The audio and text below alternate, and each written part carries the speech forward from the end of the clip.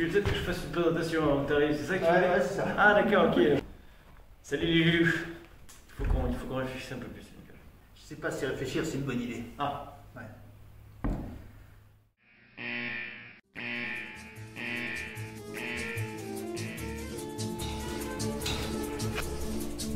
C'est cosy. On est chez nous. On est chez nous.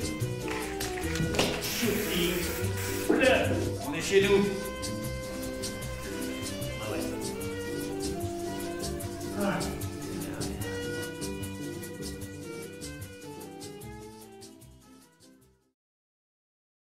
Aujourd'hui, compte tenu du succès fracassant de la vidéo sur la Troypa, un AR en catégorisé, nous avons décidé, l'associé et moi-même, de passer à la vitesse supérieure en vous présentant enfin les AR en catégorie B.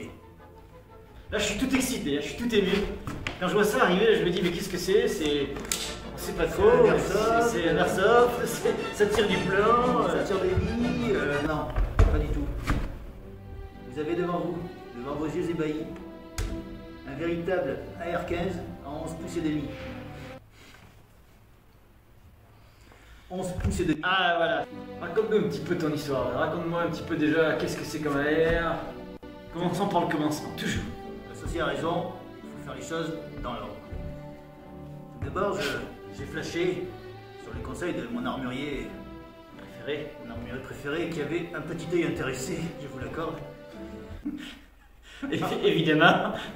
C'est pas du bénévolat, hein. L'armurier n'est pas souvent bénévole. Alors, qui fabrique Cette arme incroyable est fabriquée par une toute petite entreprise quasi artisanale aux États-Unis évidemment, qui s'appelle Windham Weaponry. Je l'écrirai parce que c'est incompréhensible. Avec un nom pareil, j'ai envie de dire. Dis-le. Windham Weaponry. Windham Weaponry, anciennement Bushmaster, une marque relativement réputée qui avait obtenu des contrats avec l'armée américaine. Mais non. Gage de qualité, s'il en est. Après que le patron soit parti en retraite, il a vendu sa société à Remington, je crois, qui a délocalisé. Ça ne lui a pas plu du tout, il a réouvert une nouvelle entreprise en reprenant les mêmes salariés pour faire la qualité similaire sous un autre nom, Windham Weaponry. Donc rien que pour le geste. Sans vouloir le reste. C'est de qui Savoir donner. Donc, pour le vieux, rien que pour le geste.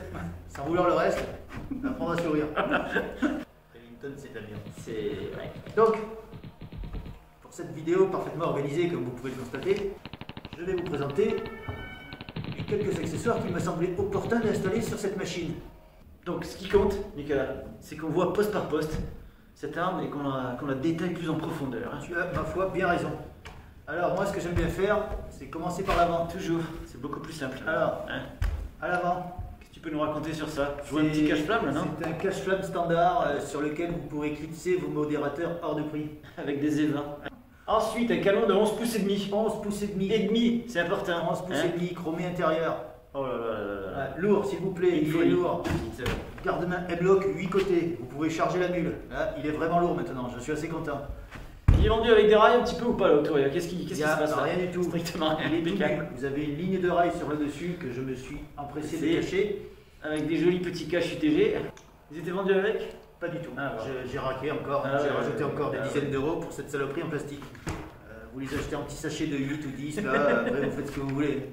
Pensez également à acheter des Picatinny M-Lock à rajouter dessus. Tout ça c'est tout nu. Voilà, c'est vide. À part le rail du dessus, le reste est nu. M-Lock évidemment. M-Lock pour pouvoir l'accessoiriser, le décorer, l'illuminer, tout ce que vous voulez. J'ai donc installé ma poignée préférée, une petite poignée angulaire de chez Fab Défense. Merci. Avec le repose-pouce du bon côté car j'épaule à gauche comme vous le savez déjà. J'adore cet accessoire, ce qui me permet d'installer l'interrupteur de la lampe. Être sûr de sa cible et de son environnement. Toujours. Vous connaissez la règle depuis le fusil à pompe.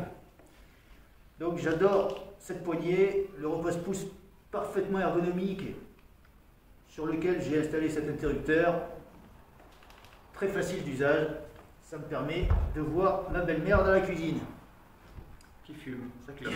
Qui fume sa clope à 2 h du matin. Cette conne. Ensuite, on va passer un petit peu.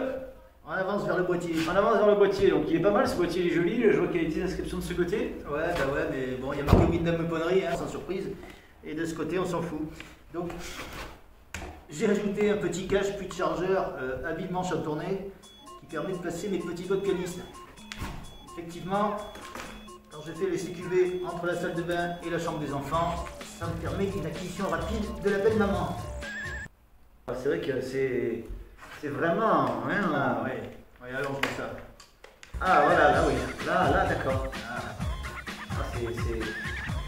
Ça devient indispensable. Ça devient en quelque sorte. Hein, Ah, je veux dire, j'ai pris goût. Hein. on est vraiment, une fois qu'on l'a, après on a envie de l'avoir sur tous les arrières qu'on a. Ah oui, oui. J'ai envie d'en mettre de partout. Hein. C'est une folie. Sur la tondeuse.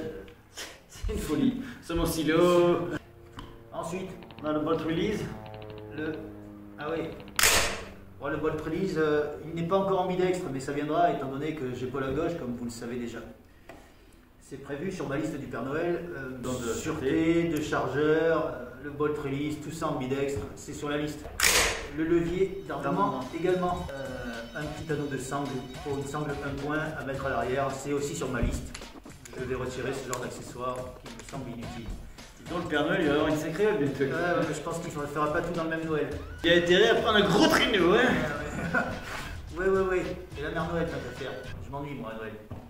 Et cette poignée, elle n'a pas l'air d'origine du tout, cette poignée. Non. Cette poignée Fab Défense est d'une qualité exceptionnelle. Elle a été fournie avec une ISSC SPA ATS que je présenterai prochainement. Une bécane relativement moyenne, mais qui est fournie avec des accessoires très sympas.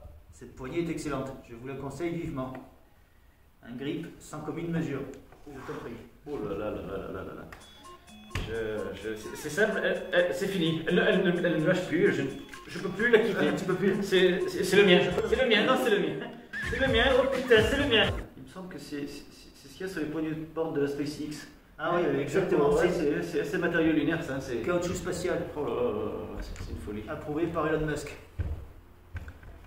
Donc j'ai également installé une autre crosse Fab Défense, beaucoup plus jolie que l'original. Malheureusement, ils avaient des coups de shot chez Windham. Petit défaut, il faut le préciser. Ça peut pas être parfait partout. Ah non. Avec une petite puck de couche en caoutchouc, pas vraiment nécessaire, c'est un calibre peu puissant, vous le savez déjà. 123, oui. Ce n'est pas du 308, ce n'est pas un AR-10, pas encore. Il reste une chose dont tu nous as pas parlé, Nicolas. Ah, et quoi donc? Ah, eh bien, écoute, c'est cette magnifique lunette. Ah, la lunette. Là, on est sur quelque chose qui commence à être plutôt pas mal. C'est une Truglo, une 1.6 par 24, dans le type de fusion chasse, celle que je vous ai montrée sur la Troy-Par. J'aime beaucoup ce type de lumineuse, non? Elle est très lumineuse. Et un réticule lumineux aussi. Un réticule lumineux, il faut installer une pile, vous pouvez changer les couleurs, tout ça. Un petit peu inutile, mais ça fait de la déco. Pourquoi il n'y voit rien? Si, c'est très lumineux. Ah, c'est très chouette. Le réticule est assez sympathique. Vous pouvez changer les grossissements très rapidement avec cette molette. Une bonne acquisition donc. Une très rapide acquisition. Un changement rapide de distance. Elle était vendue avec ce monobloc très chouette et également une tourelle supplémentaire. Vous pouvez voir ici, elle est marquée 223. C'était vendu avec une tourelle pour du 308. Où vous changez simplement les distances d'impact. Les crans sont différents selon la tourelle que vous utilisez. Là, c'est pour du 55 grains. Voilà, je pense avoir fait le tour des accessoires et de mon setup AR-15. J'adore cet engin-là. La détente est un peu raide, hein, c'est pour le combat cette fois-ci. Comme tout AR. Comme tout AR. Hein, tout AR d'origine. C'est vrai que là, tout est d'origine. On a pu en essayer plusieurs et en règle générale, c'est toujours un peu dur. Pas de départ accidentel avec ce genre de machine. Bon, en termes de précision, j'ai entendu dire que c'était plutôt pas mal. Il est redoutable. De 50 à 200 mètres, point visé, point touché, il n'y a aucune chute. Je ne sais pas comment ça se fait, c'est tout droit. C'est juste fou. C'est peut-être le fait que ce soit un 11 pouces et demi, que je tirais de la 55 ou 62 grains, je crois que c'était exactement pareil. C'était pareil. C'était pareil. On touchait, que ce soit un gong à 100 ou à 200, il n'y avait aucune différence de réglage. C'était point visé, point touché, à toutes les distances. Un fusil de magicien. J'avais essayé un peu le rechargement, c'était très groupé hein, à 100 mètres, je crois que j'étais là-dedans avec des tirs un peu rapides, c'est vrai. Donc il n'y a pas que de la merde au Atomic Shooting Club. Il y a aussi des armes vraiment sérieuses, tu ne peux pas parler du poids non plus. Mais bon. Le poids, il était léger, puis maintenant il est lourd. Lourd, c'est fiable. On va laisser notre dicton favori. Je ne vais pas vous remettre l'extrait, ce serait une insulte. Lourd, c'est plus fiable. J'ai aucune idée de toutes ces informations, vous les trouverez tout seul, en sachant qu'avec tout ce que j'y ai mis, il a facilement doublé. Non, là il a pris quand même du poids là. Ouais, c'est pas grave. Hein. Sans parler d'un chargeur rempli. Un chargeur 30 coups. Oh, c'est illégal. C'est illégal. Tu as le droit d'avoir un chargeur 30 coups juste à côté, posé, là, mais il ne faut pas le rentrer dans ta main. Il faut qu'il reste sur la table. Si tu le mets, ça devient une catégorie A. Exactement. Ils sont tellement futés les génies qui décident et font les lois.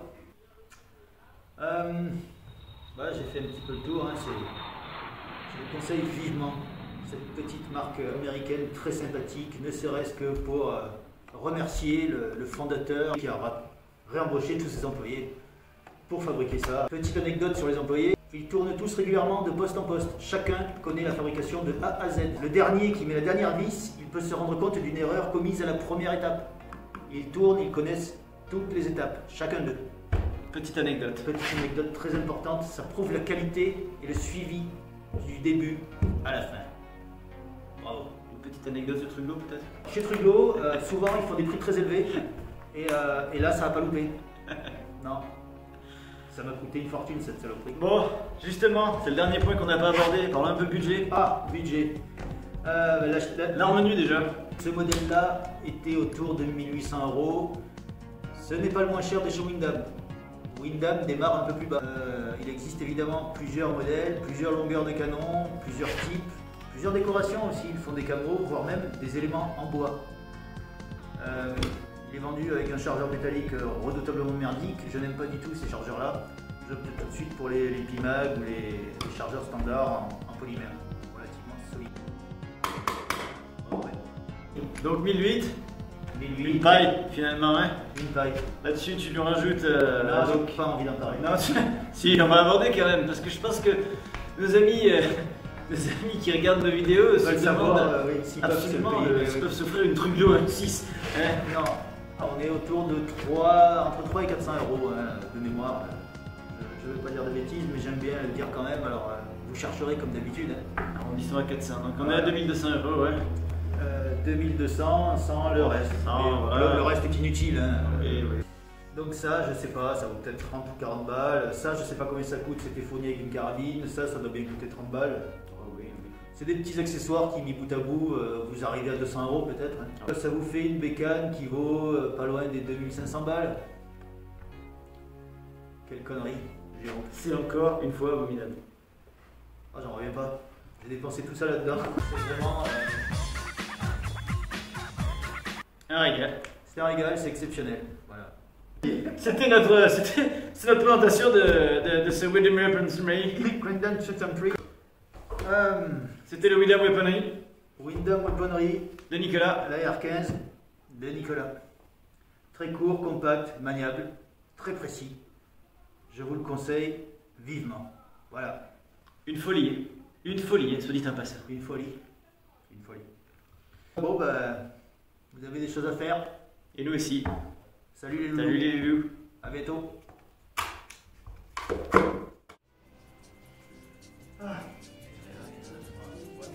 Abonnez-vous, mettez-nous un pouce. Non, en fait, on s'en fout. Ça s'arrache. À bientôt les loulous. Là-bas.